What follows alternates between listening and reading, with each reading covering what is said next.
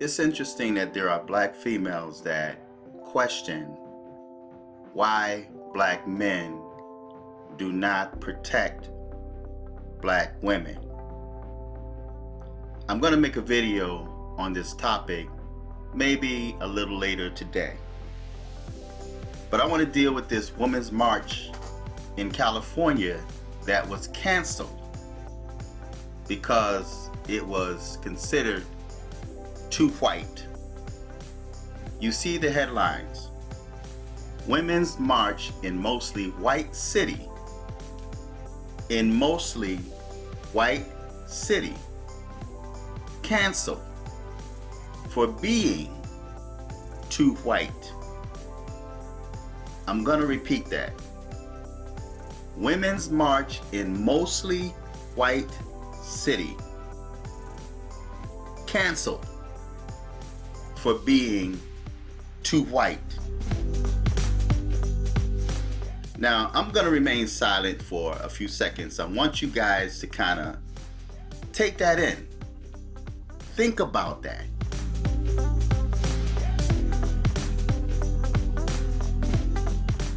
A women's march in Mostly White City canceled for being too white. Now, it's interesting that it was canceled for being too white, but yet they move when black people move into their neighborhoods. I talked about this in past videos, where the black women are being used, and even black men are being used by these white feminist groups to pass their own agenda. And they can't do it without you. Because if you notice, whenever there's a march, there's always Black Lives Matter.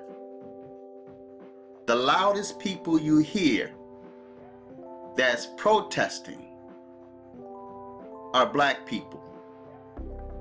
Angry black females. Aggressive black females. Black Lives Matter, Black Lives Matter. And then they have to have a black female to stand up as a spokesperson. And she's got the loudest mouth. And in the background, white women are cheering and praising her on. When are black people going to stop being the guinea pig for the white agenda? They don't want you in their neighborhoods, but yet they want you to partake in their feminist agenda.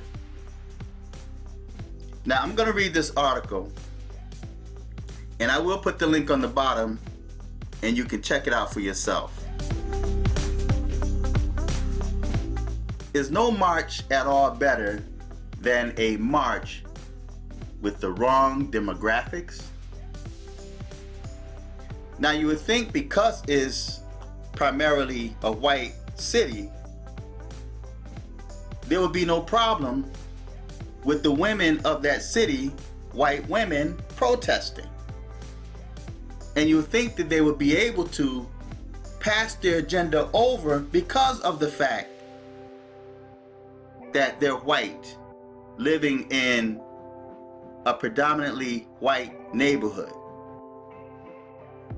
Organizers of a women's march that was scheduled to take place in Eureka, California on January 19th wound up calling it off over concerns that there were going to be too many white people there. Up to this point, the participants had been overwhelmingly white, lacking representation from several perspectives in our community, states a post on the group's Facebook page. Instead of pushing forward with crucial voices absent, the organizing team will take time for more outreach. Now, I'm wondering if they're going to take time for more outreach to bring more diversity into their white city. I wonder how many black people they will allow to move into their white city. The same type of energy that they want in their protest, in their march. I wonder if they would like that same energy to live next door to them. Or will that white city, or the members of that white city, call the police on them, like we've noticed or witnessed lately? White people calling the police on black people for doing nothing, or for just sitting inside of a hotel. Although that person's got a room, they are paying customers, but police was called on them. But now that the feminist movement, the white feminist movement, want to pass an agenda, they need more diversity. Now they say diversity, but what they really mean is black women. They want the black women to take the reins, to be on the front line, to be anti-black men. They want to be able to capitalize off of the experience or the negative experience of black women. So they have no power without black people when they want to pass an agenda. But when it comes to black people living in their neighborhoods, they call the police on you and ask you, why are you here? The organizers of the Eureka Women's March in Humboldt County, California, are moving to focus towards an event date on March 9th in conjunction with International Women's Day. Now see, they're using the International Women's Day to push their agenda. They care nothing about black women. They care nothing about black people. But yet, you're only valuable when they want to pass their agenda. To ensure that the people most impacted by systems of oppression have an opportunity to participate in planning, another posted stated. We fail to have the type of collaboration needed to be inclusive of some of the most unrepresented voices in our community, namely women of color and people who are gender non-conforming. I told you. Now this is the first time I really read this article, right? I saw videos and I had not really read this article, but I knew they were referring, or they were missing, women of color, black women. This is, in a word, stupid.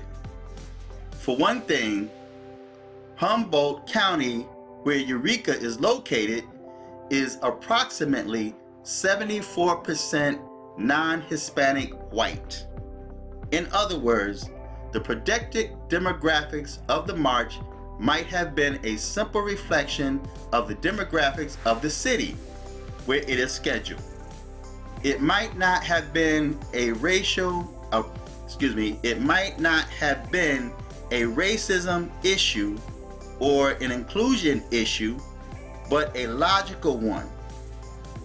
What's more, I'm having a hard time understanding how having no march at all is better than having a march that happens to be mostly white. If these marches do anything to fight Trump, see, that's their agenda. They care nothing about black people, which I'm not sure they do. But if they do, the way the organizers believe they do, wouldn't they want to have as many of them as possible? It's especially rich when you consider how often white women are slammed as a group because so many of them voted for Trump. People on the left have often calling these women traitors and all other sorts of terrible names because they chose Trump over Hillary. But when they try to do something to fight Trump, then that's a problem too. Give me a break. Now they playing the victim role. It's a wonderful thing to be inclusive, except when they want you to live in their neighborhoods. See, it's a wonderful thing to be inclusive, but you can't live in their neighborhoods, or they'll call the police on you. So black women need to wake up. Black men need to wake up and stop teaming up with these groups that don't benefit you at all. Think of all the marches that black people partook in where white people were leading it. Where has it gotten you? Have things changed for you for the better? Can you live in their neighborhoods in peace? Or have there been an increase of the police being called on you? Now, I'm hoping that you guys share this video. Even if you may not like a lot of the other videos that I've made, you don't like what I say, this video should be shared. Because if black women continue to be, now keep in mind, and I'm going to do a video on why black men don't protect black women, and a lot of it has to do with issues like this, where black females are teaming up with white women. Black females are leading the feminist movement for white women, and they don't benefit. White women are still getting married to their own men. They're still loving and respecting their own men, but black females are throwing their men aside. Black females are looking to marry white men that in many cases reject them or use them for sexual objects. See, so as long as your family member is in an uproar, as long as you're a single parent mom and you're raising children alone and your men don't respect you and you don't respect your men, they want you to lead their marches to pass their agenda while they're still living in their suburban all-white neighborhoods without you. But the minute you, as a single parent moms, and your 4 children, maybe by different baby daddies, decide to move into their neighborhoods, now they have an issue with you. They're not saying it's so wonderful to be inclusive. So it says it's a wonderful thing to be inclusive. And I think that it is a good goal for these march organizers to focus on including as many different voices in their effort as possible. But canceling an entire march because they didn't get those voices, especially when the area of the event is overwhelmingly white, does absolutely nothing to further their case. With this cancellation, the left gained absolutely nothing, and they lost the chance to have their voice heard, simply because too many of those voices happen to be white. Now, there's a mug that Trump supporters could buy. There's also t-shirts that says this. Here's the link right here, right on the bottom. Click this link and it takes you right to the page where you can order your own mug that says Trump 2012, F your feelings. So share this video, click on the donate button and donate to this channel. But black women, black men, you really need to wake up, because you're being destroyed from among yourselves. You're being used to promote someone else's agenda, destroying your own unity. Black women are now without black men. Black men now are without black women. If you look on YouTube, you'll see a host of videos where black men and black women are fighting among themselves, expressing hate toward themselves. And many black females have taken the reins in the front line of the white women's feminist movement. But white women still have their men. White women are still getting married. They have families. But black women are the most unprotected women in this world. So, feedback, tell me what you think, subscribe. Until next time, I'm just thinking out loud.